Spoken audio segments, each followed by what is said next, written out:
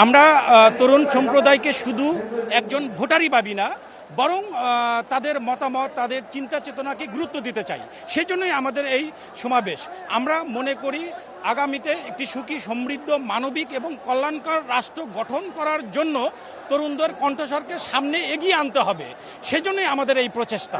বাংলাদেশে যেন আগামীতে তরুণরাই বাংলাদেশকে বিনির্মাণ করে এবং তরুণদের নেতৃত্বে আমাদের ভারপ্রাপ্ত চেয়ারম্যান জনাব তারেক রহমান যেভাবে 2001 সাল থেকে এই দেশে ছাত্র জনতাকে একত্রিত করে এই দেশ বিনির্মাণের কাজ করেছিলেন, সেটাই অব্যাহত থাকবে এবং সেটাই আজকের মেইন উদ্যোগ আমাদের। বাংলাদেশে ঠিক এই মুহূর্তে যখন দুরভিসন্ধিমূলকভাবে একটি গোষ্ঠী তাদের নিজেদেরকে তারুণ্যের সোল এজেন্ট হিসেবে দাবি করছে, ঠিক সেই মুহূর্তে বাংলাদেশের লক্ষ লক্ষ তরুণ জাতীয়তাবাদী ছাত্রদল, যুবদল এবং স্বেচ্ছাসেবক দলের এই তারুণ্যের অধিকার প্রতিষ্ঠা সমাবেশে যোগ দিয়ে এটি প্রমাণ করেছে যে বাংলাদেশের তরুণদের সবচেয়ে বড় আশা আকাঙ্ক্ষার অন্যতম ঠিকানা হচ্ছে ছাত্রদল, যুবদল এবং স্বেচ্ছাসেবক দল। যে বাংলাদেশ গত 15 বছরে বাংলাদেশের তরুণদের মতামতকে উপেক্ষা রেখে বাংলাদেশকে এগিয়ে নেওয়ার অপচেষ্টা ছিল, সেই তরুণদের মতামতকে প্রতিষ্ঠা করব এবং তরুণদের মতামতকে গুরুত্ব দিয়ে আমাদের দলের কি চিন্তা ভাবনা রয়েছে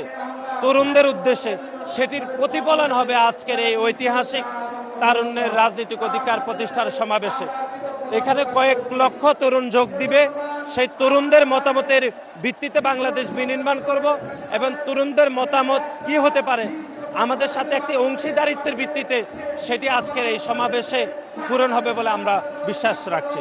আমরা যারা তরুণ আছি, আমরা যারা ভোট দিতে পারিনি, গত এতটা বছর আমরা ভোট দিতে পারিনি, এই যে প্রেক্ষাপট পরিবর্তন হয়েছে, ফ্যাসিস্টের বিদায় হয়েছে, আমরা আশা করি এই যে বিরাট তারুণ্যের যে একটা সমাবেশ আমরা করেছি, বিভিন্ন বিভাগে করেছি, আজকে ঢাকা বিভাগে, এবং এখানে প্রায় 15 লক্ষ তরুণ সমাজের আমরা উপস্থিতি কাম্য করছি বা আশা করছি, এবং তার চেয়ে বেশিও হতে পারে।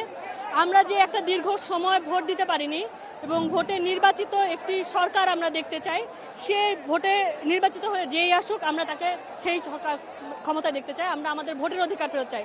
আমরা তরুণ, আমরা চাই যে আমাদের যে ভোটের অধিকার, আমরা সেই ভোটের অধিকার প্রয়োগ করে আমাদের একটি গণতান্ত্রিক সরকার আমরা দেখতে চাই।